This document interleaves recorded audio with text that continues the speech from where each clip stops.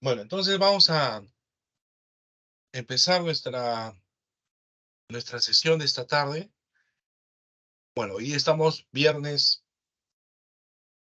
5 de enero del 2024. Hoy estamos en nuestra primera clase del año, ¿correcto? Espero que todos hayan tenido un buen recibimiento del año nuevo. Vamos a trabajar en la sesión de esta tarde, ¿ya? Que es la semana 10.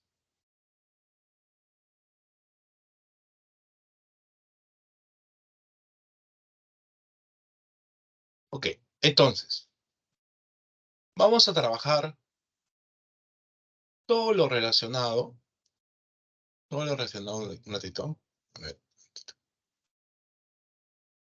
a lo que va a suceder en el siglo XVIII y también lo que es parte del siglo XIX, ¿ya? Esto es lo que se conoce con el nombre de una serie de temas. Vamos a trabajar primero con la ilustración, de ahí cómo la ilustración impacta en las monarquías absolutas. Esto se conoce como el despotismo ilustrado. De ahí vamos a trabajar lo que viene a ser las revoluciones, revoluciones que van a ser impulsadas por la burguesía, que viene a ser pues la famosa independencia de las 13 colonias, que también se llama la Revolución Americana. Luego vamos a trabajar lo que viene a ser la Revolución Francesa, la época de Napoleón, ¿no? También vamos a trabajar Napoleón hoy día. Vamos a trabajar la primera revolución industrial, los cambios que se dan, ¿no? Producto de la invención de la máquina. Y finalmente, pues, eh, cómo Europa va a lograr tener un giro conservador cuando Napoleón Bonaparte es derrotado y se inicia, pues, lo que se conoce como la restauración, ese retorno, pues, del poder de los monarcas. Eso es lo que va a ocurrir durante un contexto de 15 años, ¿no? Desde 1815 hasta 1830. Hoy día vamos a trabajar todo lo que viene a ser un conjunto de procesos que se dan durante este siglo XVIII, conocido como el siglo de las luces, y parte del siglo XIX, básicamente hasta 1830. ¿Correcto? Ya, bueno, eso es lo que vamos a trabajar. Ok, listo, empezamos, ¿ya? La ilustración. Como ustedes saben, el siglo XVIII va a ser llamado el siglo de las luces. Es el siglo de las luces. Es el siglo también llamado del iluminismo. ¿Mm? El siglo del iluminismo.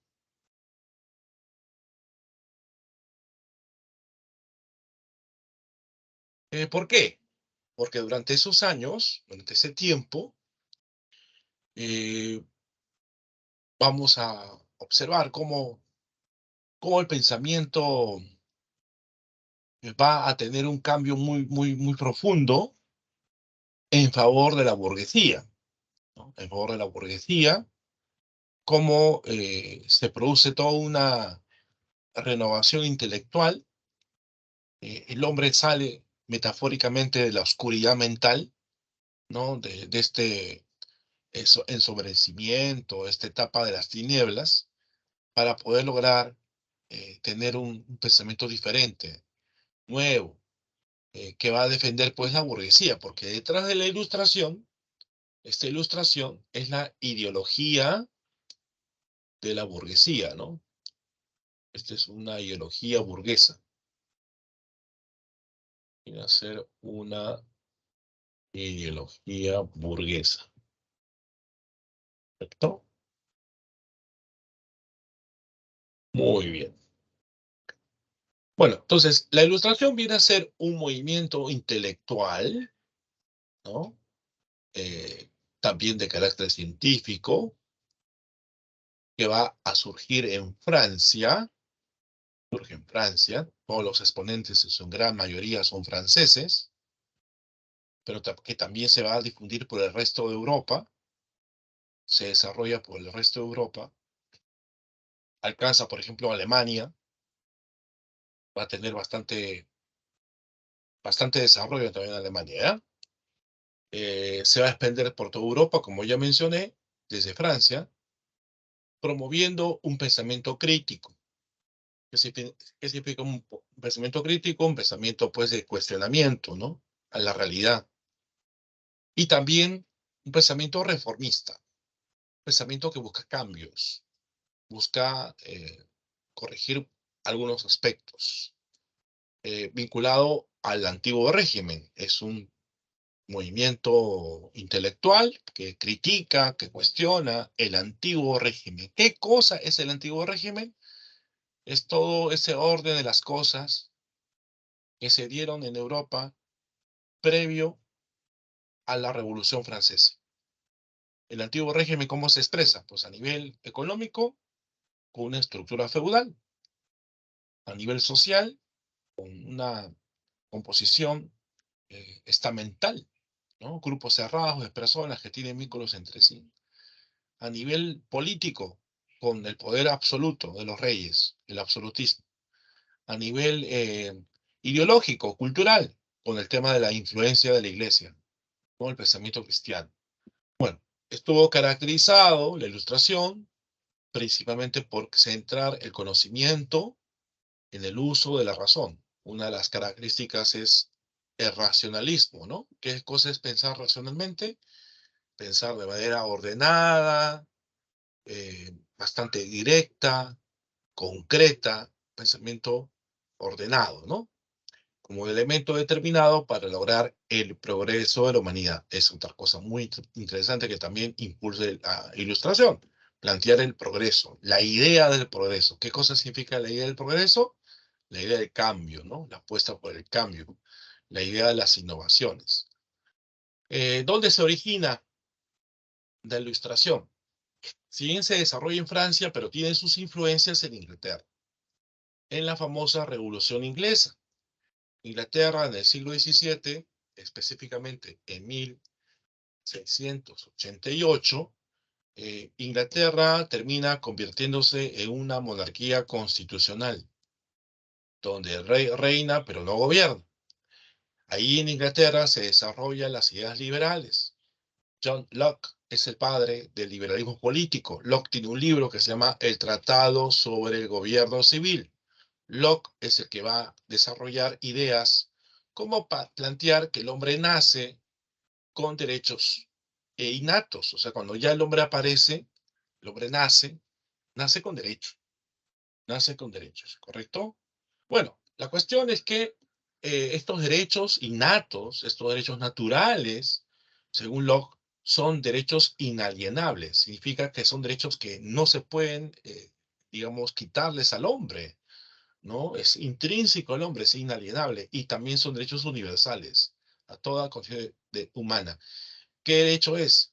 El derecho a la vida, el derecho a la libertad, defender la propiedad y la búsqueda de la felicidad, ¿no? Entonces, eso es algo que también inclusive estas ideas del derecho a la vida, la libertad, la propiedad y la búsqueda de la felicidad se va a plasmar de manera bastante notoria en la Acta de la Independencia de los Estados Unidos.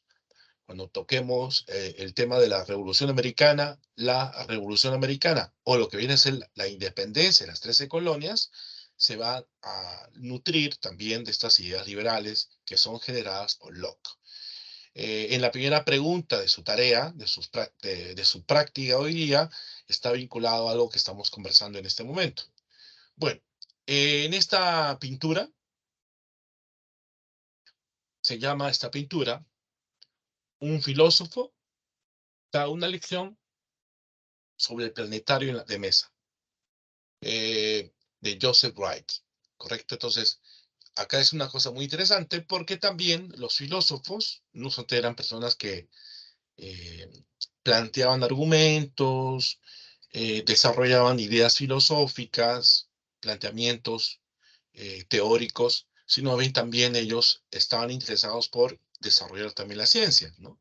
Entonces, el movimiento de los astros, el tema de los planetas son algo que es de su interés. Sigamos. ¿Cuáles son las características de la ilustración?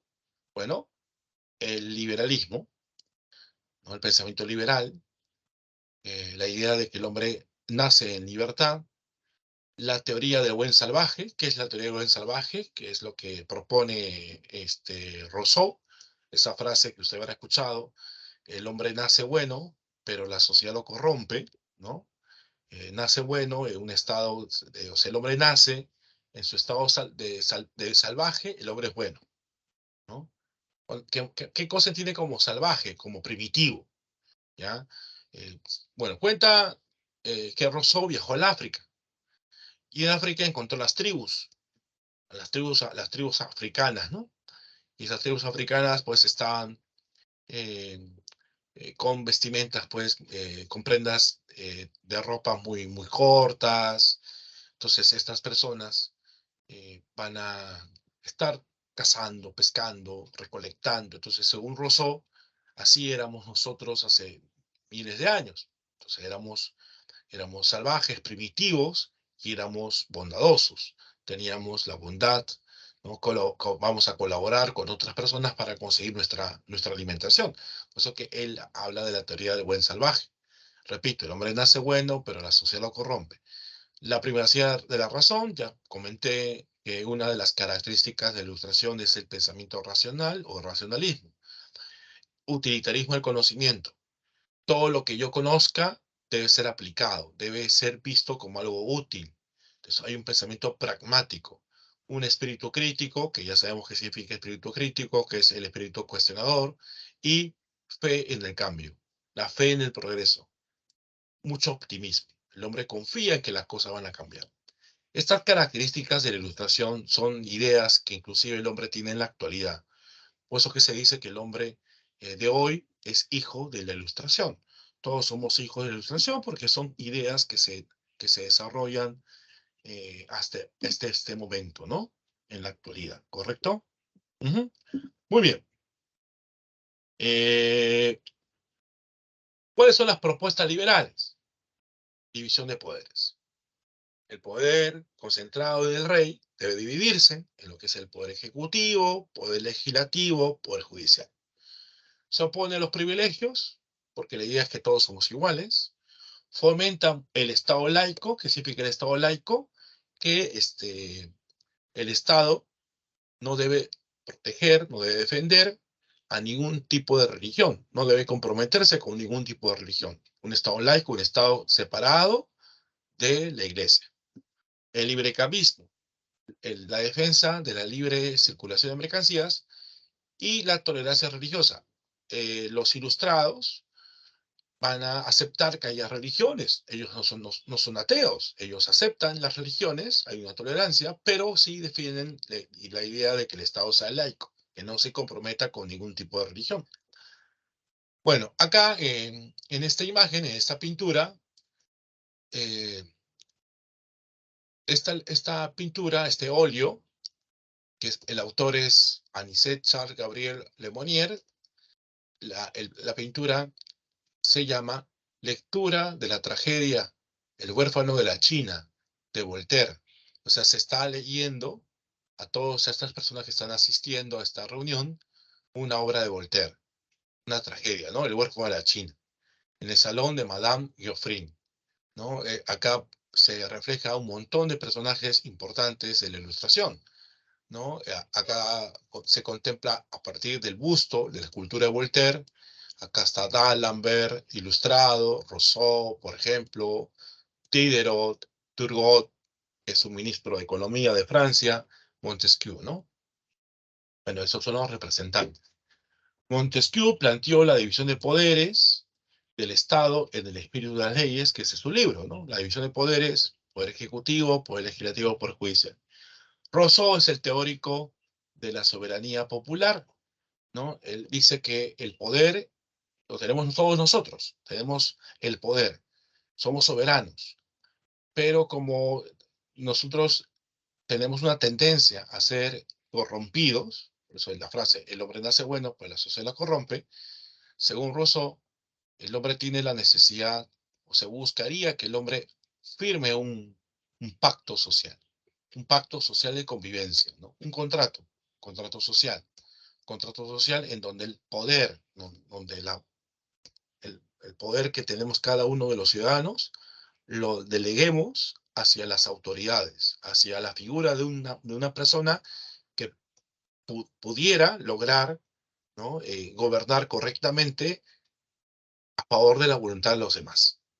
Entonces, Rousseau es el defensor de las ideas republicanas, ¿no? Esa es la propuesta de Rousseau. Es el defensor del modelo republicano, de la república. ¿Sí? Rousseau es el defensor de la república. Bueno, luego viene Voltaire. Voltaire es el más crítico. De todos los ilustrados, Voltaire es el más crítico, el más agudo, el más cuestionador. Voltaire, él cuestiona mucho el tema de la religión. Dice que la religión puede terminar siendo un dogma. Y al ser un dogma va a cegar a mucha gente. Y eso es incorrecto. Voltaire no era ateo. Voltaire creía en Dios. Era un deísta. Pero no estaba tan de acuerdo con la existencia de religiones, pero sí de creencias, que es diferente, ¿ya?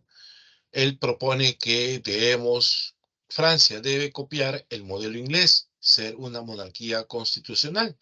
¿Sí? Es autor de Cándido, Cartas filosóficas, Carta a los ingleses. Luego hay un economista que se llama Chris Nye, que es el creador de una corriente o doctrina económica que se llama la fisiocracia. Esa corriente que dice que eh, la fuente de la riqueza proviene de la tierra, ¿no?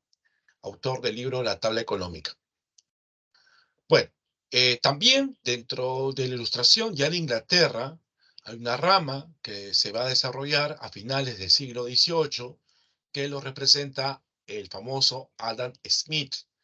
Smith es el padre del liberalismo clásico, económico o escuela clásica, con su famoso libro, La riqueza de las naciones, ¿ya? La riqueza de las naciones. Ese es el texto, ¿no? De las naciones. El libro de Adam Smith, La riqueza de las naciones. Y en Francia aparece también este señor llamado Diderot, ¿no? Que junto con Jean d'Alembert van a editar una gran obra monumental ordenada alfabéticamente, dividida en varios tomos, que es la enciclopedia. El gran saber de la época se sistematiza en la enciclopedia francesa. La enciclopedia se llamó realmente diccionario razonado de la ciencia, las artes y los oficios. El objetivo de la enciclopedia francesa fue sintetizar todo el pensamiento humano. La enciclopedia tiene un impacto muy importante porque a partir de la enciclopedia se difunden las ideas de la ilustración y sus críticas a la sociedad estamental. Ahora, hay otro representante importante de la ilustración. Lo vamos a colocar en un borrador para que ustedes puedan tener la posibilidad de apuntar. Vamos a abrir esta ventanita.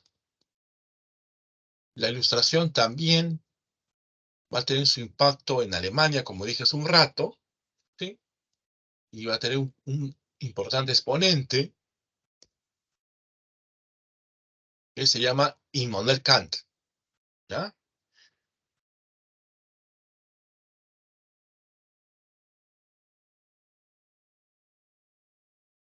Esta ilustración en Alemania va a lograr desarrollarse con Immanuel Kant. Él tiene un libro que se llama ¿Qué es la ilustración? Y en este texto, que es la ilustración, Kant plantea la idea de que debe existir una libertad del ciudadano, del hombre, de pensar libremente. Y esto se sintetiza con una frase. Esta frase es muy famosa, usted de repente ha escuchado. Sapere aude. ¿Qué significa sapere aude? Atrévete a pensar por ti mismo. Sapere aude. Atrévete a pensar por ti mismo. Entonces, esa es la idea de la ilustración. ¿Correcto? Muy bien. En Alemania. En Alemania. Atrévete a pensar por ti mismo significa que el hombre tiene que ser libre, no tiene que estar coaccionado, no tiene nadie que le obligue a pensar como quiera, sino el hombre tiene que pensar de manera independiente, autónomamente. ¿Mm? Bueno, sobre este primer punto, no sé si tuvieran alguna duda. ¿Preguntas hasta acá? ¿Alguna Todo duda que claro, tengan? profe. ¿Los demás?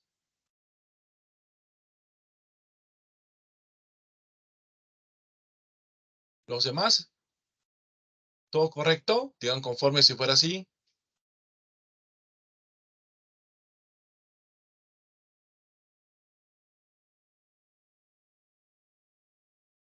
Ok, bueno, todo correcto. ¿Cómo impacta la ilustración en las monarquías?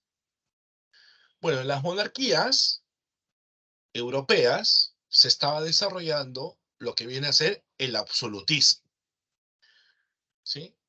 Y este poder absoluto, los reyes, eh, genera también ciertas críticas y ciertas protestas sociales. Entonces el monarca, temeroso a que sea sacado del poder, cosa que va a ocurrir, por ejemplo en Francia, Luis XVI, va a adaptar las ideas de la ilustración bajo su órbita, bajo su conveniencia. Y esto se conoce como el despotismo ilustrado. ¿Ah? El despotismo ilustrado significa la fusión de estas ideas ilustradas con el poder absoluto de los reyes.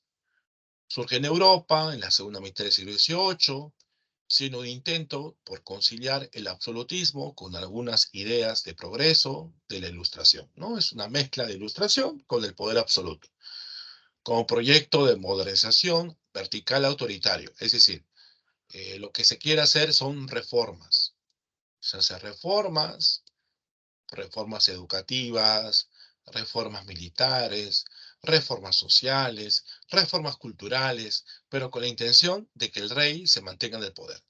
Y esto se expresa con una frase: todo para el pueblo, pero sin el pueblo. Todo para el pueblo. O sea, supuestamente estas reformas son en beneficio del pueblo, pero no son en beneficio del pueblo. Son reformas en beneficio de que el rey se mantenga en el poder. ¿Sí?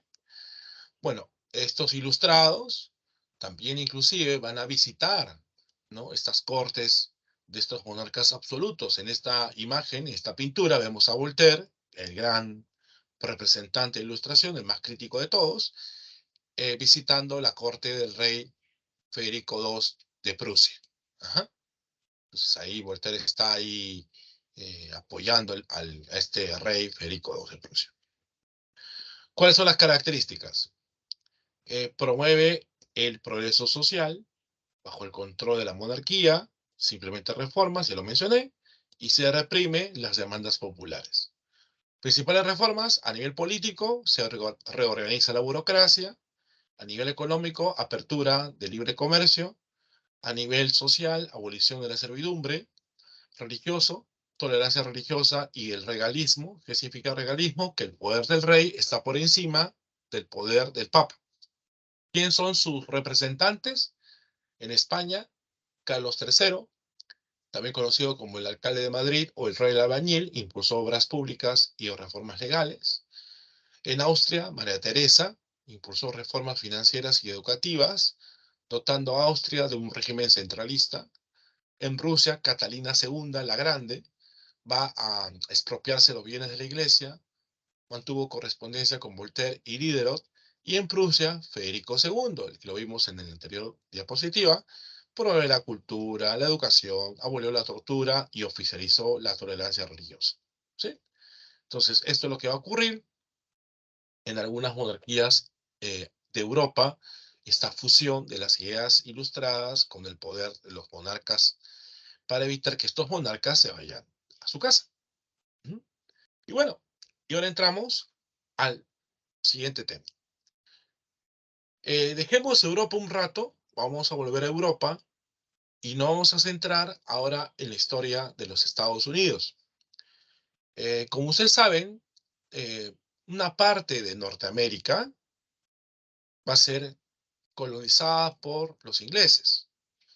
La primera colonia en aparecer, fundada por los ingleses, va a ser Virginia, en el siglo XVII. En el siglo XVII. Y posteriormente aparecen otras 12 colonias. En total son 13 colonias. Acá están, ¿no? New Hampshire, Massachusetts, Rhode Island, Connecticut, Nueva York, New Jersey, Pensilvania, Delaware, Maryland, Carolina del Norte, Carolina del Sur, Georgia, ¿no? Entonces, las 13 colonias.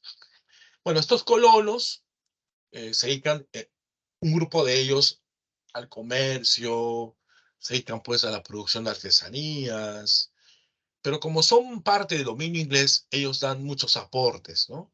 Ellos dan impuestos, ellos colaboran en las guerras que Inglaterra desarrolla sin ser necesariamente ingleses, son colonos americanos que son obligados. Hay prohibiciones, estos colonos quieren expandirse al oeste, pero no lo van a poder. Bueno, la cuestión es que viven controlados por el dominio británico, ¿correcto? Por lo tanto, los colonos quieren su independencia, su autonomía política. Entonces se va a promover una lucha por su libertad, lo que hoy día lo son los Estados Unidos. Bueno, las 13 colonias tienen su origen en la migración inglesa a la costa atlántica de Norteamérica en el siglo XVII, ¿no? Esto empieza en el siglo XVII, se funda la primera colonia, Virginia, como ya comenté. ¿Por qué migran? ¿Por qué los ingleses tienen que irse de su casa original y se van hasta el otro lado del mar, hasta el otro lado del Atlántico? ¿Por qué? Porque muchos de ellos son perseguidos por profesar otras religiones. Recuerde usted que en Inglaterra existía una religión oficial que es el anglicanismo. Entonces había gente que profesaba la religión de Calvino, ¿no? El calvinismo, que se llama ya puritanismo. O también había católicos, o había otras religiones. Entonces ellos van a buscar libertad, ¿no? Los colonos llegaron buscando libertad religiosa, huyendo de las persecuciones de Inglaterra, y entonces van a ser parte de estas 13 colonias. Ahora, eh, cuando empieza la lucha por su libertad política, esto se da en un contexto. El contexto es que Inglaterra se pelea con Francia, ¿sí? Esto ocurre entre 1756 a 1763. Son 7 años. En la guerra de los 7 años. En esa guerra, Francia e Inglaterra se van a pelear. Francia pierde y pierde Canadá. Y Canadá va a ser parte del dominio inglés. Por lo tanto, cuando se da esta guerra, lo que hacen los colonos es no solamente colaborar como soldados, sino también se empieza a incrementar los impuestos sobre estas 13 colonias. Entonces, eso va a ser la gota que derrama el vaso para impulsar este proceso de revolución, este proceso de independencia. ¿Cuáles son las causas? Las causas que conllevan a la independencia de las 13 colonias, a la guerra.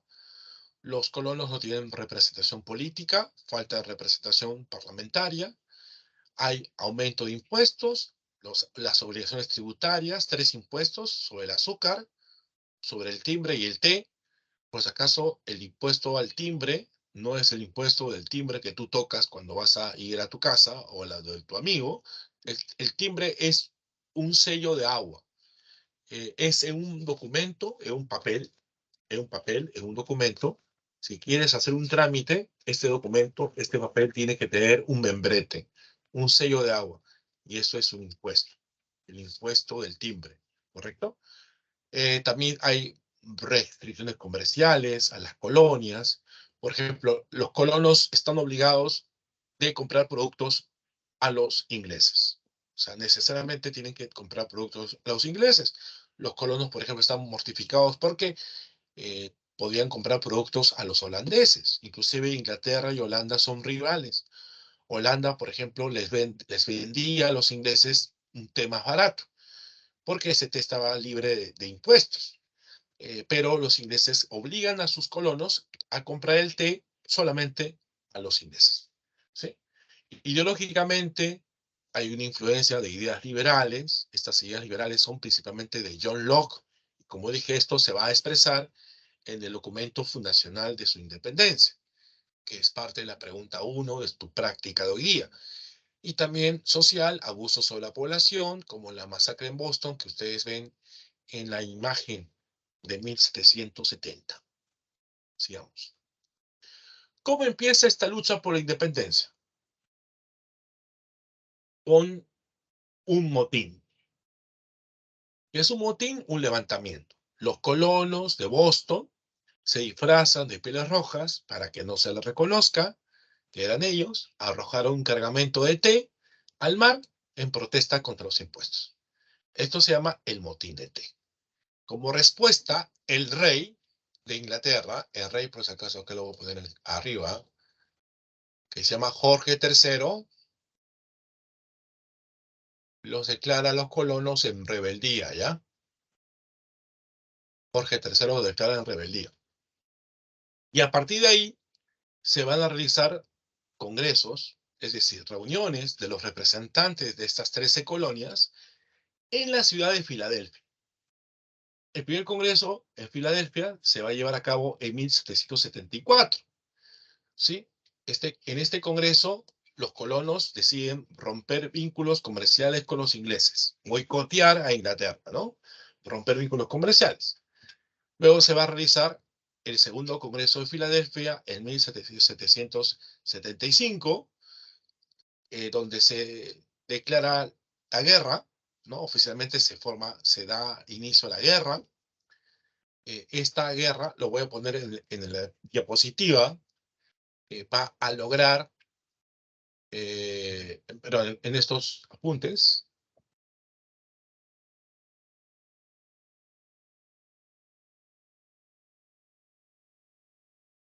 por acá, Revolución Americana, por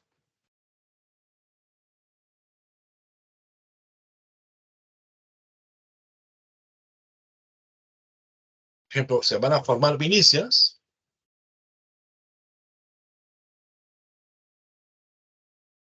dirigidas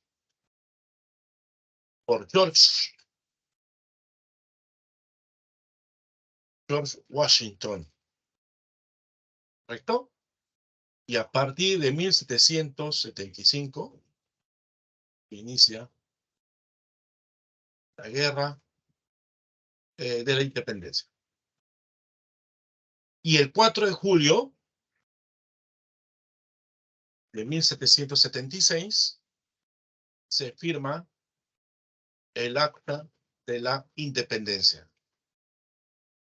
Esta Acta de la Independencia va a ser redactada por Thomas Jefferson. ¿No?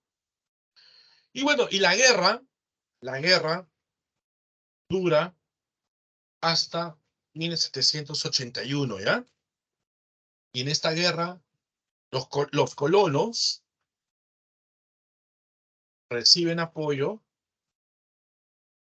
de otras monarquías. ¿Qué monarquías apoyan a los colonos para acabar con el poder inglés? Francia y España. ¿No? Y bueno, finalmente se lleva a cabo las batallas finales. Las batallas finales por la independencia se da en la batalla de Saratoga y finalmente Yorktown. Yorktown. Estas batallas se celebran en 1781, sí, que son las últimas batallas. Con la batalla de Yorktown logran los colonos derrotar a los ingleses. ¿Sí? Aquí está la batalla de Yorktown, triunfo final de los colonos con la ayuda de Francia, pero también de España. Y en 1783 se va a firmar el Tratado de Versalles, donde Inglaterra reconoce la independencia de las 13 colonias. Bueno, en esta imagen, acá vemos tres personas, que son Benjamin Franklin, que es otro personaje muy importante en la lucha por la independencia, un intelectual y también científico, inventor del pararrayos. Tenemos acá a John Adams y tenemos de pie a Thomas Jefferson. Ellos trabajan en la Declaración de la Independencia. La Declaración de la Independencia, ese documento que se va a firmar el 4 de julio de 1776, decía, una parte, lo que viene en su primera pregunta y su práctica de hoy. Sostenemos como evidentes estas verdades, que los hombres son creados iguales, que son dotados por su creador, de ciertos derechos inalienables, que entre esto está la vida, la libertad y la búsqueda de la felicidad, lo que decía John Locke. Consecuencias.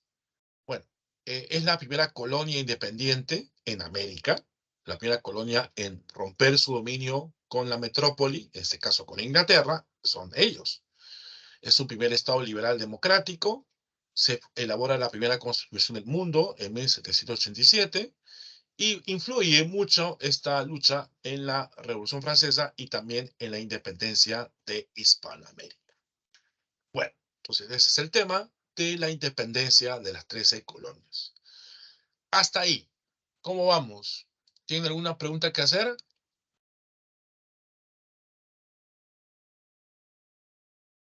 ¿Preguntas? ¿Hasta acá? ¿Cómo vamos? ¿Todo se entiende correctamente?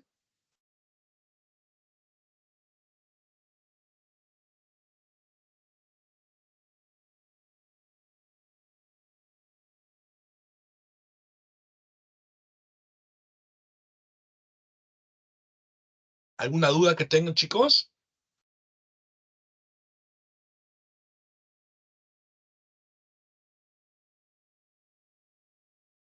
¿Todo perfecto?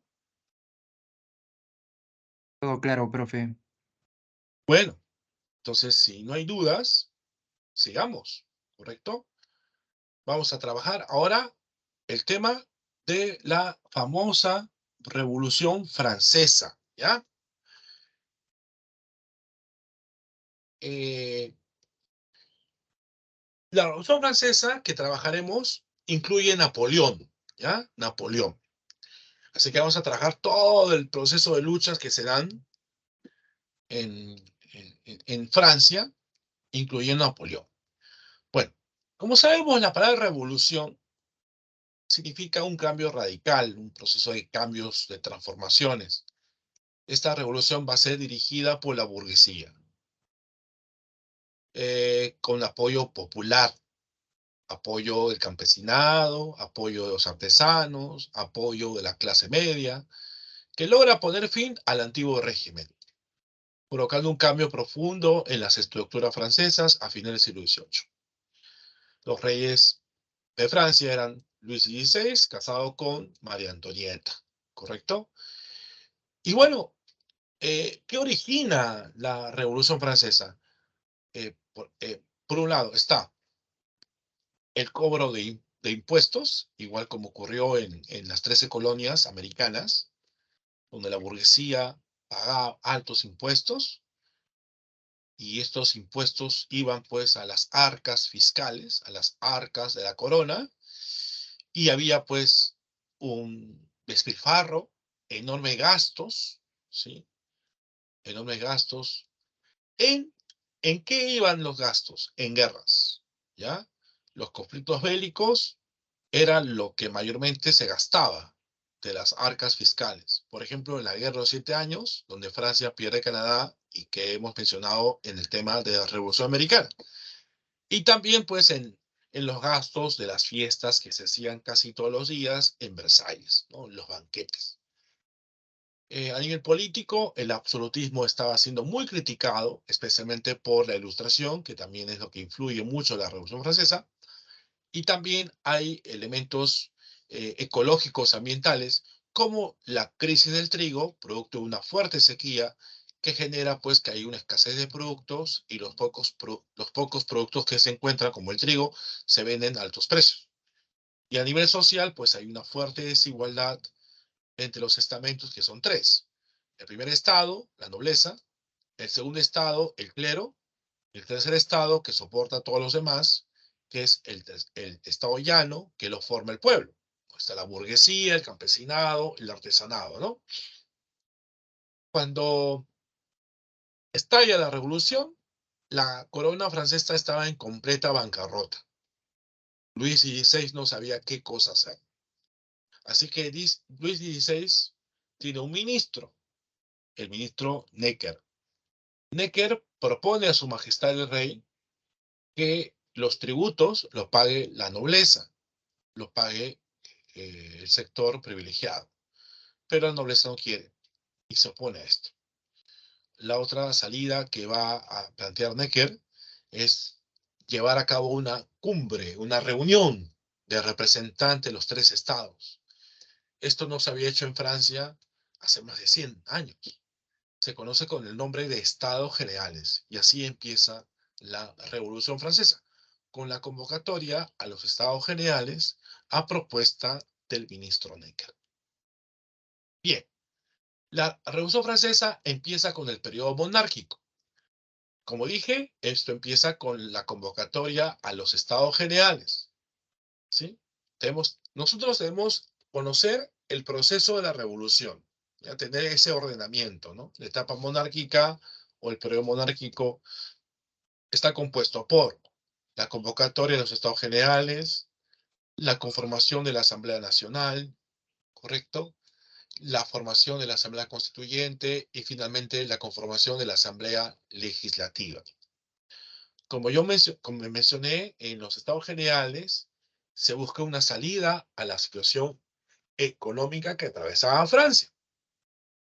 Es ahí donde se busca hacer una reforma tributaria. Se quería presionar para que los nobles paguen impuestos, pero los nobles no quieren. Por eso que se quiere lograr plantear esta idea a nivel de esta reunión. Pero se da un problema: cómo lograr sacar la propuesta más viable, y esto significa que los representantes tengan que votar, ¿no? Y bueno, ahí el tema del voto es un tema que se va a discutir. El voto, si el voto es individual o el voto es estamental, que es por grupo. Entonces, ahí vamos a encontrar que se estanca, ¿no? La nobleza, el clero, no quieren que el voto sea por cabeza. Quieren que ellos se vote por grupos que representan, que serían dos votos. Con el voto del tercer estado sería uno, dos es mayor que uno. Pero el tercer estado quiere que el voto sea individual. Al final, la burguesía, que son los representantes del tercer estado, se van de los estados generales y se reúnen en lo que se llama la Asamblea Nacional. Hacen un juramento en el salón del juego de la pelota, que es un espacio donde la nobleza se dedicaba a entretenerse jugando con una pelota. Y se acordó redactar una constitución a pesar de las presiones planteadas por el rey, que es Luis XVI. Así que esta Asamblea Nacional termina llamándose Asamblea Constituyente. ¿Por qué? Porque esta Asamblea Constituyente se va a terminar con la elaboración de la primera constitución que tiene Francia. ¿Qué hechos ocurren? La toma de la Bastilla, que es lo que aparece acá. El pueblo asalta la Bastilla ante el temor de que las tropas del rey eh, presionen y capturen a los representantes del tercer estado. Porque la Bastilla es tomada. La Bastilla era una cárcel, pero no era para liberar a los presos, sino era para poder ocupar, controlar el arsenal de armas que existía en los almacenes de la cárcel. Entonces, el 14 de julio, que es el Día Nacional de Francia, eh, Camille de Molois dirigió a la población en la toma de la prisión de París siendo esto uno de los sucesos más importantes de la Revolución Francesa, tanto así que acá empieza la Edad Contemporánea. También se va a redactar la Declaración de los Derechos del Hombre Ciudadano, donde se consagra estas libertades, la libertad, el derecho a la libertad, derecho a la igualdad, derecho a la propiedad, eh, cuestionar todo tipo de forma de opresión, todas algunas cosas que están en este documento. Se va a abolir los derechos feudales, se va a hacer una reforma de la iglesia pierde muchos privilegios, se elabora una constitución civil del clero, donde cada persona consagrada a la religión, es decir, cada cura, cada integrante de la iglesia tiene que hacer un juramento a través de una constitución. Uh-huh. Y finalmente se elabora la famosa Constitución de 1791, donde Francia apuesta por el gobierno, un tipo de gobierno que va a ser la monarquía constitucional. El rey reina, pero no gobierna. Es ahí que vamos a tener una asamblea legislativa. Y en esa asamblea legislativa empiezan a aparecer los grupos políticos. ¿Qué grupos políticos aparecen? Vamos a poner acá en el borrador. Los grupos políticos que aparecen, acá ponemos Revolución Francesa, los primeros grupos políticos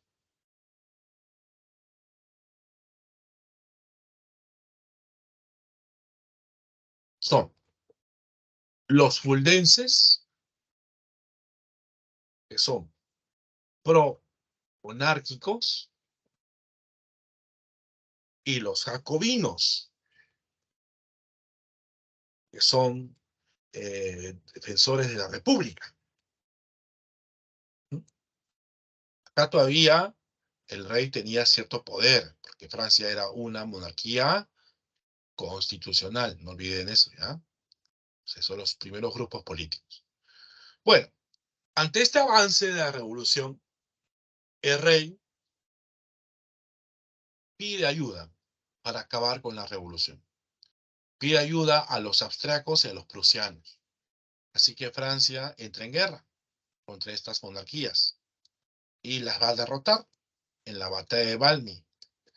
Las derrota. Inclusive se cuenta que cuando las tropas iban, los franceses iban a luchar en Valmy, iban todos envalentonados, entonando el famoso himno que se convierte en el himno nacional de Francia, que es la Marsellesa. Bueno, al final los franceses ganaron, pero el detalle es que cuando ellos ganan, se enteran poco tiempo después de que el que había pedido que Francia pero el que había pedido que Austria y Prusia entren a la guerra era el propio rey. Entonces el pueblo enardecido, está molestísimo, considera al rey como un traidor a la patria, y el pueblo va a asaltar, ¿no?, el famoso Palacio de las Tullerías, que es el lugar donde los reyes se encuentran. Y es ahí donde el rey y la reina, atrapados, van a estar llevados a un calabozo y van a suspender las funciones del rey. Así que ya no existe rey, porque luego será juzgado, y ya no existe monarquía, por lo tanto, ¿no? Vamos a encontrar ese detalle. Se acaba la etapa monárquica, ¿sí? Ajá, ¿sí? Se etapa la monárquica y entramos a la etapa republicana, ¿sí? La etapa republicana, ahora el pueblo tiene todo el poder, ¿sí? Esta etapa republicana se divide en estos tres subetapas: la Convención Nacional, el Directorio y el Consulado, ¿no? Tenemos la Convención Nacional, ¿sí? Y bueno, en la Convención Nacional se va a empezar a darse una pugna, ¿no? Empieza a aparecer otro grupo político, un grupo político que se llama los girondinos. Los girondinos son de la gran burguesía y los jacobinos son los radicales. Esta pugna se evidencia con la decisión de qué hacer con el rey. El rey al final va a ser ejecutado. No toda la gente quería, sí, no toda la gente, no, no toda la gente quería, ¿no? No toda la gente quería matar al rey. Entonces la decisión va a ser por votos. Al final Luis XVI va a ser ejecutado, se le utiliza la ejecución, la guillotina, ¿no? La guillotina va a ser el arma creada por la revolución, ¿no? Creado por un personaje que se llama Le Guillotin, ¿no? Le Guillotin. Bueno, cuando se da la muerte de Luis XVI, las monarquías que existen en Europa están temerosas de que la revolución se extienda por todos lados. Inclusive, miren, han matado a su propio rey. Es ahí donde se forma la primera coalición. ¿Qué cosa es una coalición? Una coalición es la unión de monarquías. Siempre estas coaliciones van a ser dirigidas por Inglaterra. Van a existir 7 coaliciones. De las 7 coaliciones, 5 de ellas son derrotadas por Francia y 2, que son las últimas, va a ser victoria de la coalición. Toda coalición, repito, va a estar dirigida por Inglaterra. O sea, cuando se forma la primera coalición que quiere acabar con la Revolución Francesa, el pueblo empieza a tener temor y ese es el contexto donde al final los jacobinos, que son los radicales, se van a imponer. Se imponen la dictadura jacobina. Ahí aparece un personaje muy famoso que se llama Robespierre, el gobierno del terror. Robespierre es llamado el incorruptible. Robespierre impone leyes muy radicales. Por ejemplo, Robespierre impone la ley de los sospechosos. Manda ejecutar más o menos a 5.000 franceses con solamente sospechar de ellos. Él cree que ellos van a atentar contra el gobierno del terror. Robespierre era una persona que no confiaba en nadie, ¿no? E impone un gobierno bastante sangriento, bajo la excusa de que se estaba desarrollando medidas para poder favorecer a los franceses porque iba a haber pérdidas ante el avance de la primera coalición. O sea, el pretexto para establecer un gobierno de esa manera, tan sangrienta, tan totalitaria, tan dictatorial, es el contexto externo. La lucha contra la coalición. Se impone levas. ¿Qué significa levas? Reclutamiento forzoso para enfrentarse a los integrantes de la primera coalición. Impone un gobierno bastante duro. ¿Quién lo apoyaba? A Robespierre. Y esto fue pregunta de examen de San Marcos. El apoyo a Robespierre se da con este grupo de gente que aparece en esta imagen. Son los más pobres de las ciudades. Se llaman los sans-culottes, ¿ya? Los sans-culottes. Los pobres de las ciudades. Los sans-culottes. Bueno, cuando se logra dar este gobierno del terror, este gobierno del terror va a ser tan radical que hasta Robespierre decide cambiar el nombre de todos los meses del año. Se va a aprobar un calendario revolucionario. Los meses del año empiezan a llamarse diferente. Ya no es enero, febrero, marzo, abril, ya no, sino ahora es termidor, brumario, ventamario, nombres vinculados a lo que viene a ser, ¿no? Temas de la naturaleza, estaciones, ¿no? Temas vinculados al campo, a la agricultura, ¿no? Entonces, los nombres de los meses van a ser cambiados. Bueno, se derrota la primera coalición, la, la coalición es derrotada, la primera, acuérdense que son 7 coaliciones. Y ante esta situación, algunos sectores que se oponen a Robespierre aprovechan esa coyuntura para poder hacer un golpe de Estado. Finalmente, Robespierre también va a morir asesinado con la guillotina, ¿sí? El golpe de Estado se llama el golpe de Termidor. ¿Qué es Termidor? Es el mes del año donde ocurre ese golpe de Estado. ¿Mm? Con el golpe de Termidor, los jacobinos y Robespierre se van a su casa y empieza el directorio. El directorio es un gobierno moderado e ineficiente, ¿sí? Y lo que hace en este periodo el directorio es la figura de Napoleón Bonaparte empieza a aparecer.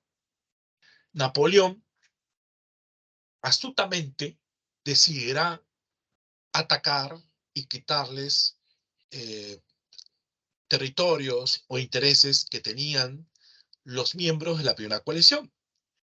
Básicamente, estamos hablando de Inglaterra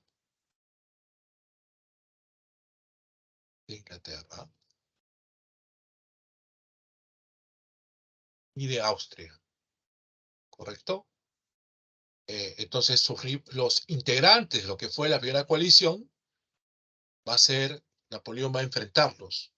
Entonces se hacen campañas que se dan tanto en Italia. Usted dirá, profe, ¿por qué esta campaña se da en Italia si usted me ha dicho Inglaterra y Austria? Lo que pasa es que Italia era el territorio donde había intereses austriacos, ¿no? Y también hay campaña en Egipto también. Entonces la campaña en Egipto era para poder lograr controlar desde Egipto hasta la India, ¿sí? Desde Egipto hasta la India. La campaña Egipto es contra los ingleses. Eso fue pregunta de examen de admisión San Marcos, ¿ya? Bueno, eh, la campaña a Italia es exitosa. La campaña en Egipto no tan exitosa, no va a ser tan buena. Napoleón regresa a Francia, en ese tiempo ya había una crisis del directorio, y Napoleón decide hacer un golpe de Estado a ese directorio. Asume el poder Napoleón, se da el golpe del 18 Brumario. ¿Por qué se llama 18 Brumario? Porque es el día en donde se produce el golpe dentro del calendario revolucionario francés. El consulado. El consulado es desde 1799 a 1804. Napoleón es un cónsul, eran 3 cónsules, después se convierte en cónsul vitalicio. Francia se reconcilia con la iglesia, se firma un concordato con la iglesia, el papa de ese entonces era Pío VII, se elabora el primer código civil. ¿El código civil qué es? Es un documento de manera bastante detalloso, riguroso, donde se establece ya los derechos de manera más particular de todos los ciudadanos. También en el Código Civil se establecen sanciones. O sea, el Código Civil es el marco jurídico ya más puntual de todas las personas que viven dentro de un territorio. La Constitución es el ordenamiento jurídico. Están los derechos y deberes fundamentales, pero en el Código Civil son cosas ya más muy precisas de cómo es el ordenamiento jurídico de todos los ciudadanos. En el Código Civil, por ejemplo, se establece los requisitos para casarse, ¿no? Qué cosa uno debe tener para poder casarse. También se consagra el derecho al divorcio, ¿no? Por ejemplo, ¿no? Finalmente, Napoleón se corona emperador en 1804 y empieza el imperio. El periodo imperial va desde 1804 hasta 1815. ¿Cuáles son las características de ese periodo imperial? Bueno, se difunden las ideas liberales, que son las ideas de la Revolución Francesa. Esa fue pregunta de examen de admisión San Marcos, ¿sí? Se difunden las ideas liberales, ¿sí? Va a lograr también Napoleón expandirse territorialmente. Los franceses buscan tener territorios como Holanda, España, Portugal, lo que fue antiguamente el Sacro Imperio Romano Germánico, Rusia. Y entre ese expansionismo territorial, Napoleón se va a pelear contra las coaliciones. Acá están las demás coaliciones. Y hay una batalla que logra ser consagrada como la batalla modelo. A Napoleón se le considera como un gran estratega. Es la batalla modelo. Esta batalla modelo es la batalla de Austerlitz. ¿Sí? Hechos, lucha contra las coaliciones lideradas por Inglaterra. Napoleón decreta el bloqueo continental, es el decreto de Berlín, prohibiendo que toda Europa compre productos a los ingleses. Se cree que los franceses pueden abastecer a todos. Invade la península ibérica, invade España, controla Portugal y se da una campaña militar hacia Rusia. Acá los rusos utilizan una táctica. La táctica de los rusos para vencer a los franceses es la tierra arrasada. La tierra arrasada. ¿Qué significa la táctica de la tierra arrasada? Que todo lo que está bajo su paso va a ser destruido, ¿no? ¿Cómo es derrotado Napoleón? En dos ocasiones. La sexta coalición derrota a Napoleón en la batalla de Leipzig. Napoleón es llevado a una isla, la isla de Elba, que está cerca de Italia. Luego Napoleón, aunque no lo crean, se va a escapar, se escapa y gobierna sin días. Y ahí se forma la séptima coalición, y en la séptima coalición se da la derrota a Napoleón en la batalla de Waterloo. Napoleón es llevado finalmente a la isla de Santa Elena, que está cerca de África. ¿Correcto? Acá, en esta caricatura, ¿no?, de la época, vemos, es una caricatura inglesa que satiriza el escape de Napoleón de la isla de Elba, ¿no? Acá Napoleón está sobre la base de un diablo, ¿no? De un diablo.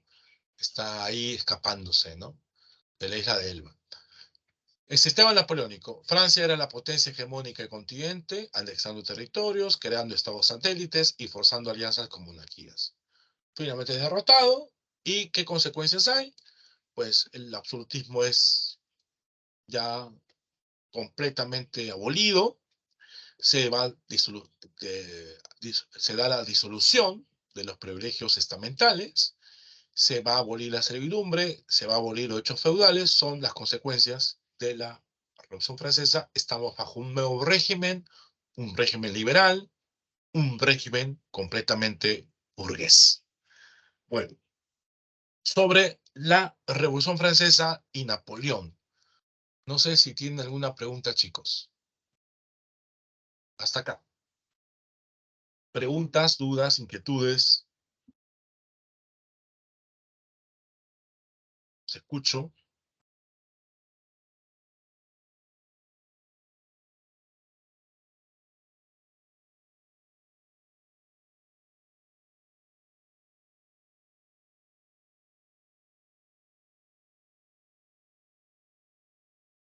¿Alguna duda que tengan, por favor, chicos?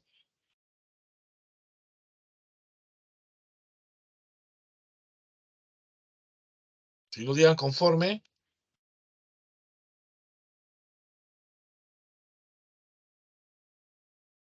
¿Todo bien?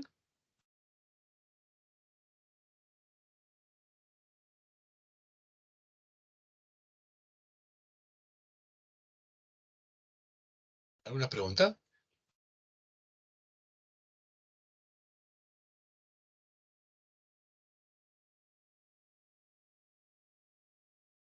¿Hola? ¿Todo bien, chicos? ¿Hola? ¿Tienen alguna pregunta hasta acá para seguir?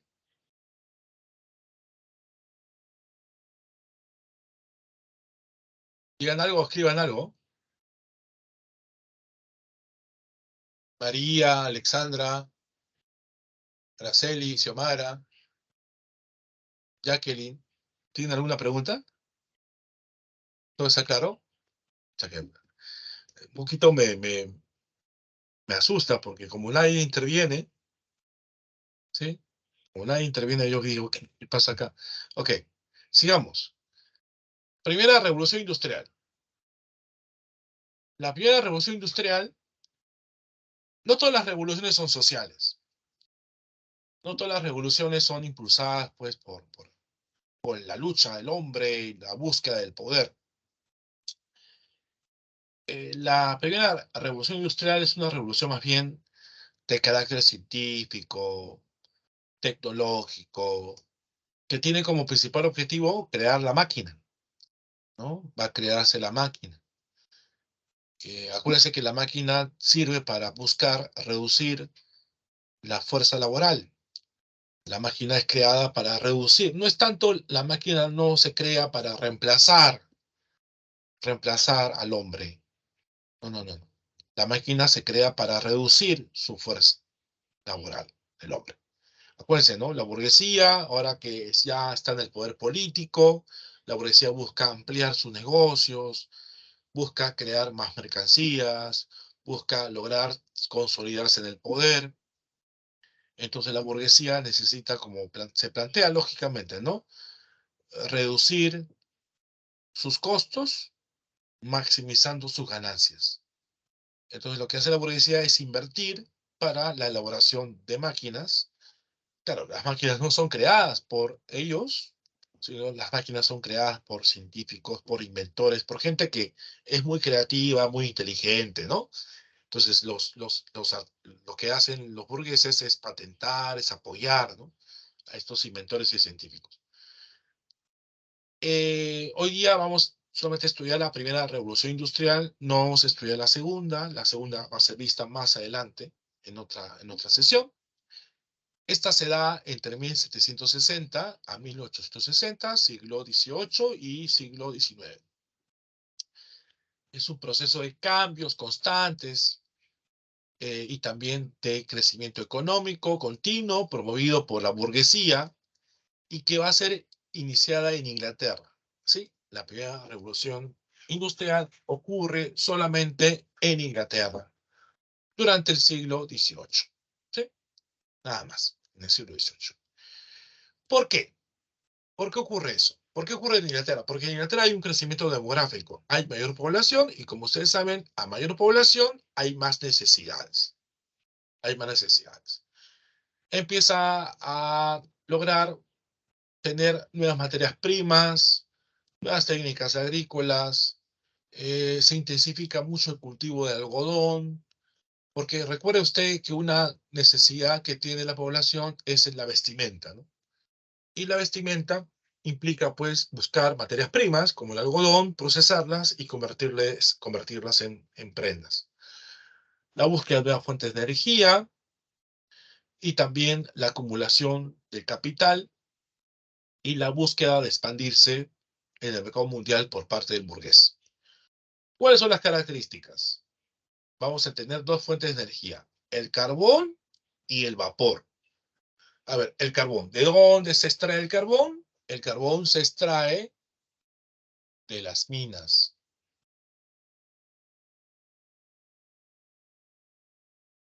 De las minas. Se extrae de las minas, inclusive hasta hay explotación infantil, ¿no? En las minas habrá explotación infantil. ¿Por qué niños? Porque los niños son usados como personas pues que son pequeñas, frágiles y pueden entrar a estos conductos tan delgados, tan estrechos que hay en los socavones, ¿no? Acá hay una explotación infantil.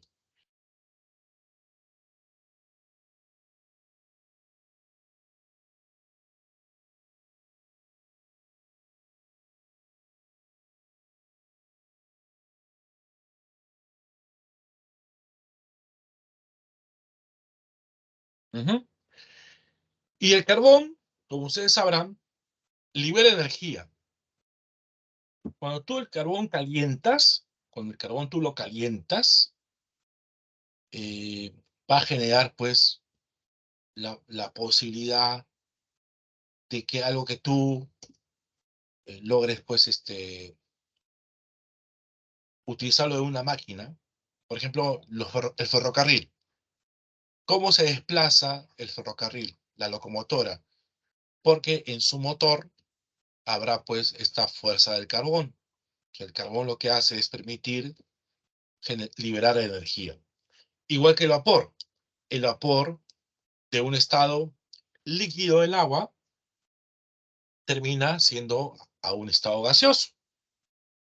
De un estado líquido termina en un estado gaseoso, ¿no? Esto ocurre cuando tú calientas el agua hasta 100 grados centígrados, ¿no? Cuando llegue, ¿no?, a 100 grados centígrados, el estado del agua cambia de líquido a gaseoso. También se busca nuevas materias primas como el hierro. El hierro termina siendo convertido en este cuerpo de la máquina, en el armatoste, su armatoste, ¿no? O sea, su estructura, ¿no? Su estructura. Y el algodón, ya comenté, ¿no? Viene a ser la materia prima que permite la elaboración de la producción textil. Industrias hegemónicas. La industria textil es una de ellas, la más importante, y también empieza a abrirse paso poco a poco la industria siderúrgica, la producción de acero. Pero también hay una revolución de transportes y telecomunicaciones, ¿no? Transportes, la locomotora, el barco a vapor.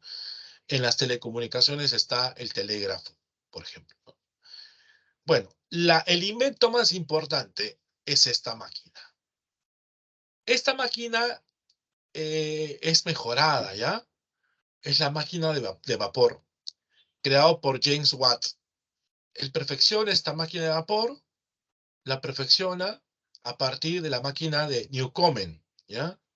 La máquina de Newcomen es la primera máquina de vapor que realmente se creó, pero Watt lo mejora, incorporando una cámara separada para conservar el vapor, sentando las bases de su aplicación industrial. También tenemos una hiladora. Esta hiladora le van a llamar Jenny, ¿no?, que es el nombre de la esposa del inventor, que es James Hargreaves. Esta máquina de hilar, es una máquina de hilar, va a ser inventada en 1764.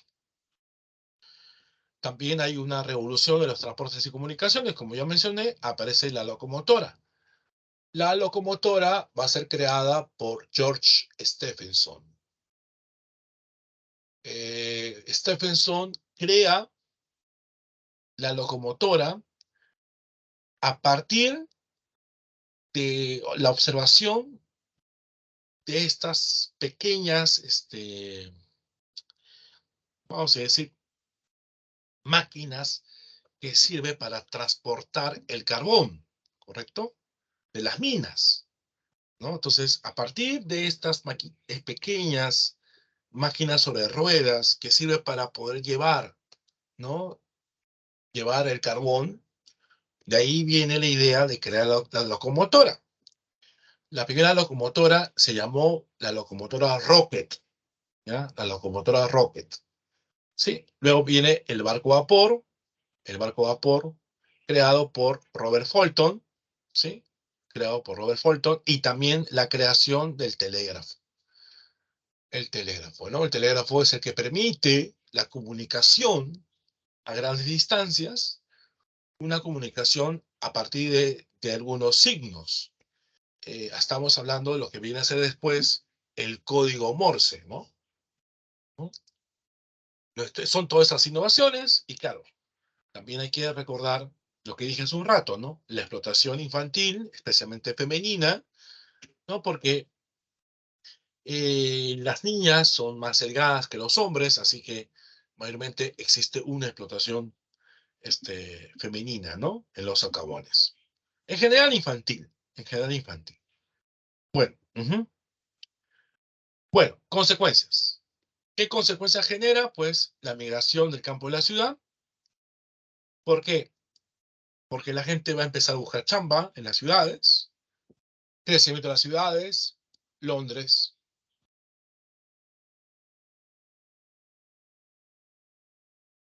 Liverpool,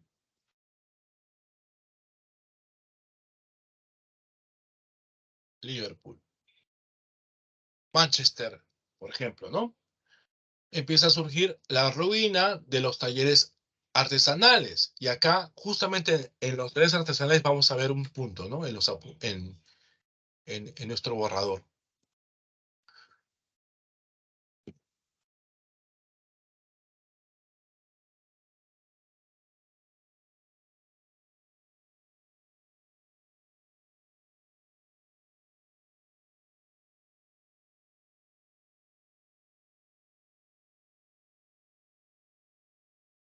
En esta primera revolución industrial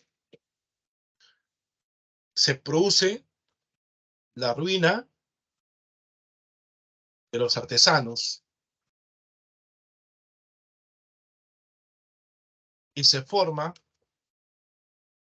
un movimiento como consecuencia. Este movimiento tiene un líder.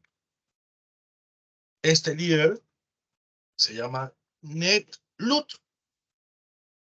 De ahí viene el nombre de el famoso movimiento ludita.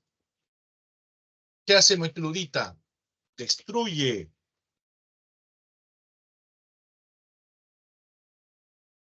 las máquinas. Destruye las máquinas. El movimiento ludita se encarga de destruir las máquinas porque ellos creen que la máquina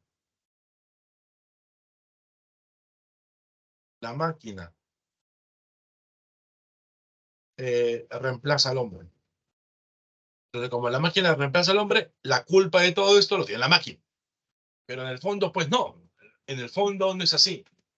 En el fondo, lo que va a ocurrir es que el que está detrás de toda esta situación viene a ser el burgués, ¿no? La burguesía.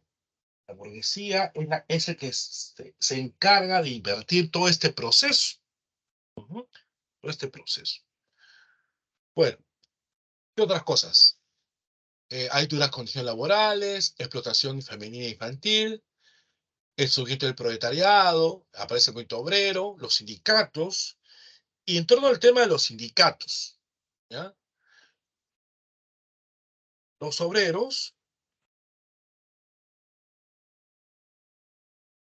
se organizan, forman los primeros sindicatos.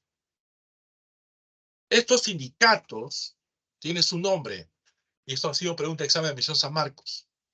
Se llaman los trades, así se escribe, ¿ah? Los trades unions, ¿ya? El nombre de los primeros sindicatos se llama trades unions. Y en Inglaterra también empieza los obreros buscan representación política y quieren ser parlamentarios. Entonces, estas aspiraciones ya políticas de los obreros, que se va a notar más en el siglo XIX, en la mitad, hace que ellos elaboren un documento. Se elabora la Carta del Pueblo. La Carta del Pueblo, así se llama el documento, ¿no? La Carta del Pueblo. O sea, es un documento donde piden al Parlamento británico que se les otorgue esos derechos. Pero evidentemente el Parlamento no acepta esto, y entonces se va a originar protestas, ¿no? Esto genera protestas por parte de ellos. Ya esto se va a conocer con el nombre de el movimiento cartista, así se llama. Movimiento cartista porque proviene de la Carta del Pueblo. Ujú. Listo. Entonces, esas son las cosas que hay que conversar sobre la primera revolución industrial. Sobre estas cosas, no sé si tienen alguna duda, alguna pregunta. ¿Alguna pregunta hasta acá? ¿Todo bien? Para pasar al último tema. Pónganlo en el chat si todo está conforme. Todo claro, profe. Ok. Pasemos al último tema. Restauración. ¿Qué viene a ser la restauración? Bueno, es la respuesta conservadora de los reyes. Recuerde usted que los reyes son los que han llegado pues a derrotar a Napoleón, ¿no? Esta es la restauración, vamos a poner que es la respuesta. Es la respuesta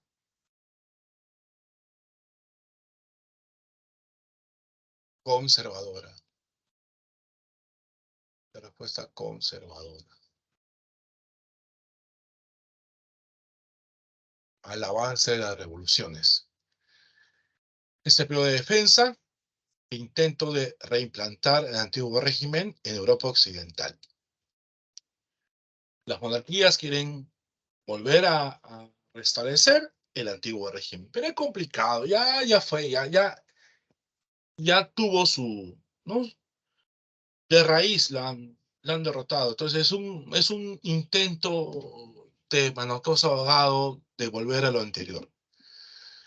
Y bueno, en 15 años te va a producir estas cosas, en 15 años. 15 años nada más.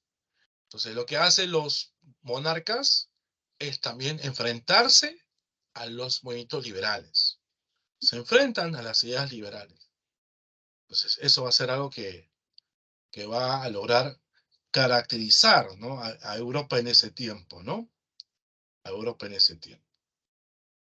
Muy bien. ¿Cómo se expresa esta restauración? Como se dice, restauración significa volver a una situación anterior, restaurar el pasado. Cuando Napoleón Bonaparte es derrotado en la batalla de Waterloo y lo llevan pues a la isla de Santa Elena, allá en el África, los representantes de las monarquías se van a reunir, se reúnen en un congreso en Viena, en Austria. Esta reunión va a ser impulsada por este señor, el canciller de Austria, Clemens von Metternich. En este Congreso de Viena, ¿qué es lo que hace Metternich? Es buscar que los monarcas, en esa reunión, se busca que los monarcas vuelvan a ser reyes de sus países originales, ¿no? Se busca reestructurar el mapa europeo. Se busca reestructurar el mapa político europeo. Como ustedes saben, Napoleón avanzó por todos lados, empezó a invadir España, Rusia, Holanda, Alemania, Polonia, muchos territorios ocupó, y entonces como que quedó, como Napoleón Bonaparte fue derrotado, entonces el mapa tuvo que reestructurarse, reordenarse el mapa político europeo, y para eso se hizo el Congreso de Viena, para poder lograr modificar las fronteras que Francia tenía, porque Francia había expandido. Inclusive, había una posibilidad de disolver a Francia. Se quería acabar con Francia, se quería que Francia ya no exista. Pero como estas monarquías también tienen rivalidades entre sí, no van a, algunas de ellas no aceptan esto, por como una especie de contención, ¿no? De contención. Inclusive, hasta habrá un delegado francés que es invitado al Congreso de Viena. ¿Mm? ¿Qué principios tenía la restauración? Ellos decían, la legitimidad. La legitimidad, no es posible la paz sin un monarca legítimo, ¿no? Y ese monarca legítimo, ¿quién lo provee? Dios. Lo provee Dios. Dios es el que designa quién son los monarcas. Entonces, ese es el principio de legitimidad. No es posible la paz en Europa Occidental sin un monarca legítimo. Responsabilidad. Cada potencia es responsable de mantener el orden internacional. Intervencionismo. Para restaurar una monarquía en peligro por una revolución. Es decir, la monarquía debe ser restablecida y hay que intervenir si es necesario para acabar los avances revolucionarios. Y también cualquier tipo de litigio internacional, problema territorial, se tiene que tener la posibilidad de establecer una cumbre, un congreso, una reunión. Debe haber árbitros para la solución de problemas internacionales. Entonces, esos son los principios de la restauración. Acá, por ejemplo, vemos una caricatura en donde Napoleón Bonaparte retira de la mesa a Luis XVIII. Acá está Napoleón sacando a Luis XVIII de la mesa del Consejo de Viena. ¿Por qué? Si queremos ser detallosos, cuando el Consejo de Viena empieza a funcionar, Esto ocurre cuando Napoleón es llevado preso primero a la isla de Elba, ¿no? Y ahí ya las monarquías se reúnen.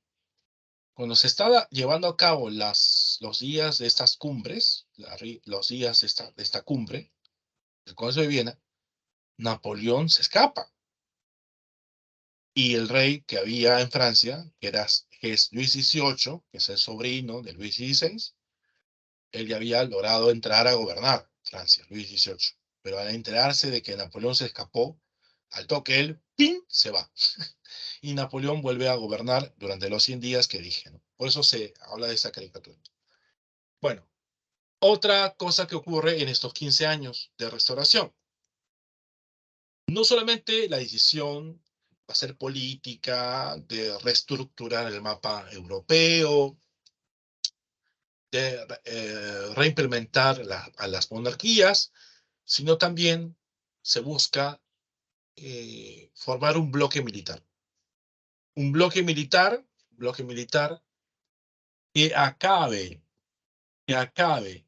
con todo intento de lucha liberal en Europa Occidental. Y lo va a promover Rusia. ¿Ah? Está, por ejemplo, Alejandro I. Alejandro I viene a ser el zar de Rusia.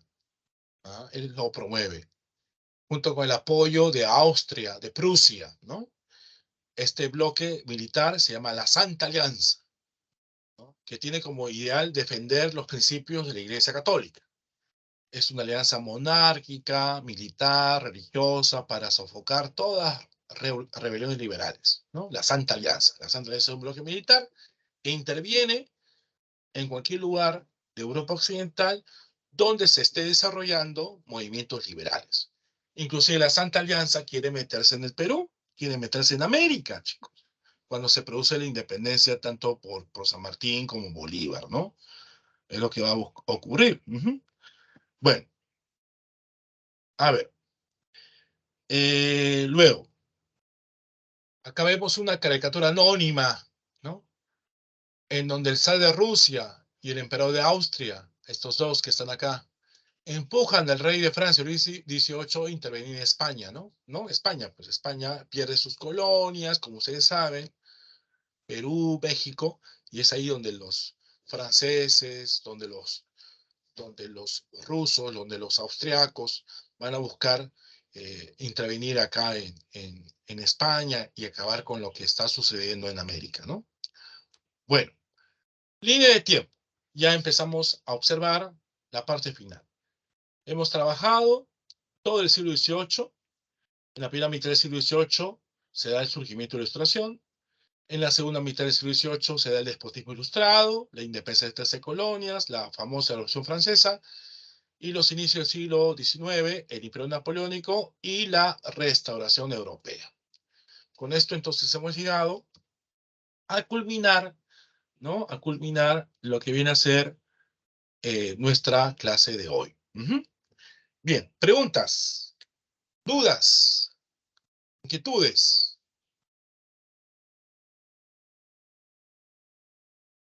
algo que quieran saber, algo que quieran preguntarme.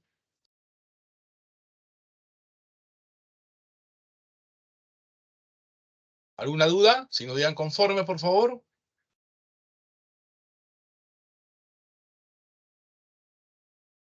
¿Preguntas?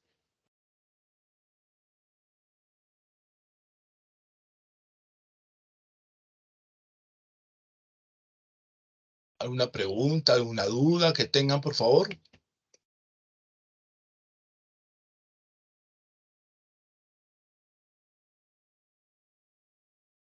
Manifiéstense, por favor. ¿Dudas, inquietudes?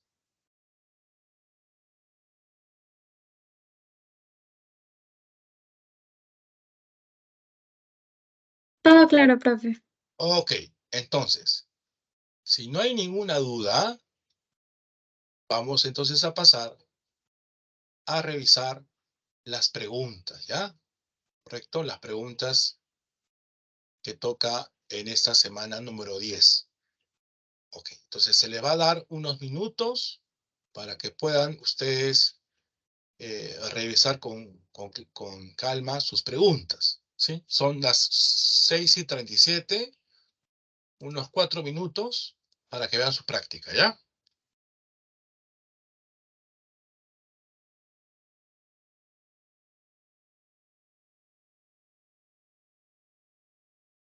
Ok, vean sus preguntas.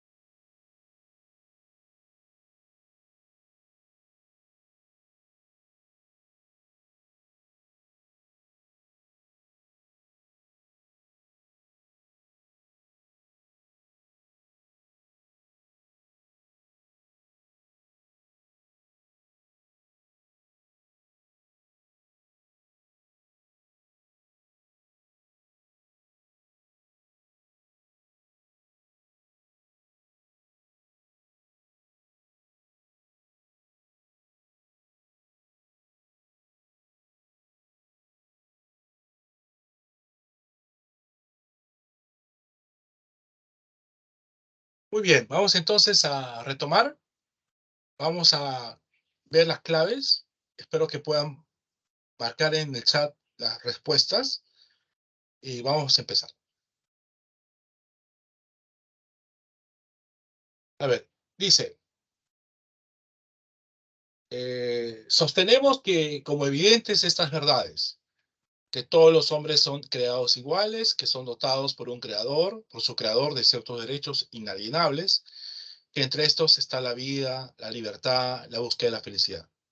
Pero cuando una larga serie de abusos y usurpaciones dirigida invariablemente al mismo objetivo demuestra el designio de someter al pueblo a un despotismo absoluto, es su derecho, es su deber derrocar a ese gobierno y establecer nuevos resguardos para su futura seguridad.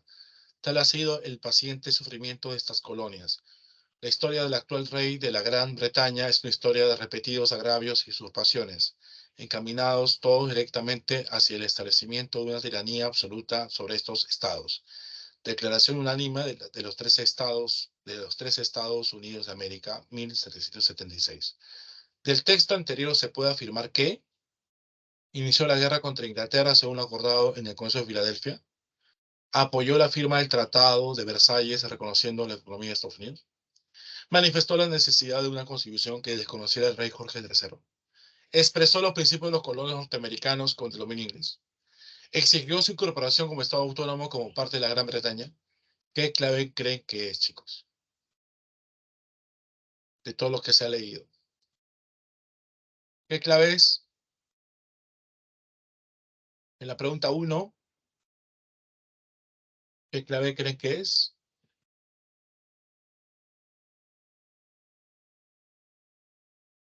¿Qué dicen? Ahí marcó Daniel. La B dice. La B. En la B dice, apoyó la firma del Tratado de Versalles. ¿Qué? Acuérdate que el documento de Versalles es 1783 y el documento que se ha leído es de 1776. ¿Ah? No es la clave, mi estimado.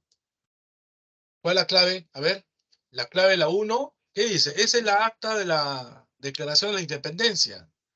Si es el acta de la Independencia, ¿qué clave será? Será la clave, a ver, ¿qué dice por ahí? ¿Qué dice por ahí? Muy bien, Camila. Correcto, es la D. ¿Sí? 1 es la D. Excelente, Camila. Muy bien, sigamos. Vamos a la pregunta 2. Vamos a la pregunta 2. El despotismo ilustrado fue la nueva forma de gobierno asumida por algunos monarcas europeos ante el temor de una revolución por el avance de la ilustración, consistente en hacer reformas buscando modernizar el Estado para lograr el bienestar de sus súbditos, basadas en los aspectos más moderados de la ilustración. Relacionen las monarquías despóticas ilustradas con las reformas que ellos hacen. Tenemos a Prusia, Austria, Rusia, España. Carlos III llevó a cabo la expulsión de los compañeros de Jesús. Catalina II secularizó los bienes de la iglesia cristiana ortodoxa. Federico el Grande promovió la cultura y abolió la tortura. José II continuó con el proceso de descentralización política. Bueno, eso es sencillo porque ya ni siquiera hay que conocer las medidas, sino relacionar los gobernantes con sus monarquías. ¿Qué clave será? En la 2 es relacionar gobernantes con sus monarquías. ¿Qué clave será? A ver, chicos, en la 2.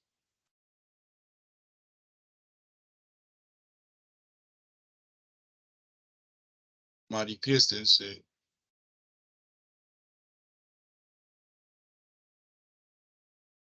La clave será la C, correcto. Muy bien, Araceli. La 2 es la C. Perfecto. Bueno, pasamos a la 3. A la pregunta 3. Vamos a leer. Dice, la Revolución Francesa fue un proceso dirigido por la burguesía con base popular que puso fin al antiguo régimen y estableció las bases de la edad contemporánea. Las causas que le dieron origen fueron las más diversas: políticas, económicas, ideológicas, climáticas, etc. Respecto a las causas económicas que provocaron la Revolución Francesa, identifique las alternativas correctas. El triunfo de la Guerra de 7 años extendió sus fronteras. Acuérdense que Francia no ganó, perdió Francia. El derroche de la Corte Real disminuyó los ingresos a la caja fiscal. Los gastos de guerra, principalmente contra Inglaterra, lo arruinó. Los excesivos costos en la construcción del Palacio de Versalles, que el Palacio de Versalles recién que se construye en esa época. A ver, ¿qué clave cree que es? Sencilla, en la 3. ¿Qué clave cree que es? En la 3.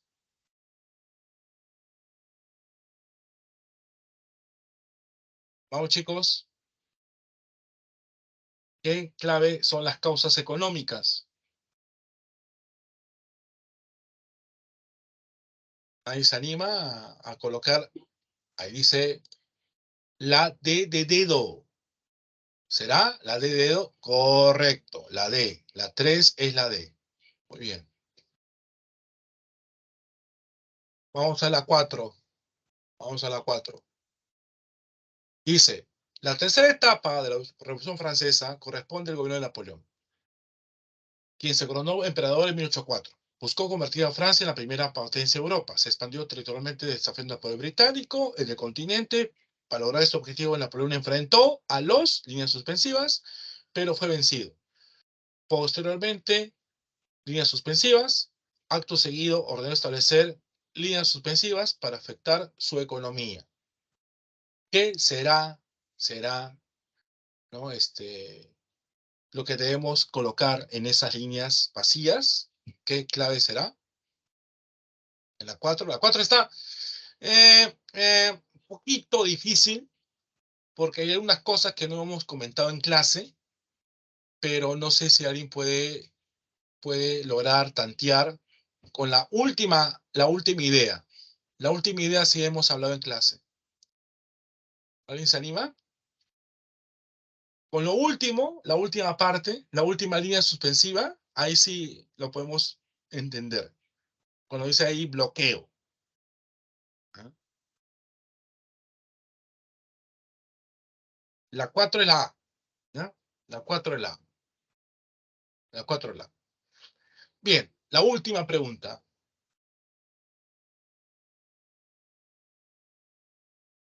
La última pregunta. Dice, el hecho trascendental de la primera revolución industrial radicó principalmente en que se pasó de la producción artesanal realizada por individuos, lo estoy leyendo, o pequeños grupos en el ámbito doméstico, a una producción realizada por grupos burgueses en fábricas mediante la utilización de maquinaria industrial que terminaron por consolidar el capitalismo. Respecto a los factores que impulsaron la primera revolución industrial, señala de verdad o falsedad. ¿El proceso se originó a mediados del siglo XVIII en Prusia y en Francia? No, eso es falso. Porque esto empezó ¿en dónde? Se dio en Inglaterra, ¿ya? No se dio ni en Francia ni en Prusia. ¿El uso de la máquina a vapor influyó en la innovación tecnológica? Sí. ¿El crecimiento demográfico permitió ampliar su consumo interno? Sí. ¿La revolución agrícola redujo la acumulación de capital de campo? Falso. La clave de la 5 es la C. ¿Ya? La 5 es la C. Ok. Listo. Entonces, con esto estamos acabando nuestra clase de la semana 10. Ya han pasado 10 semanas. Espero que todos estén muy bien. Y nos vemos hasta la siguiente clase. Chao.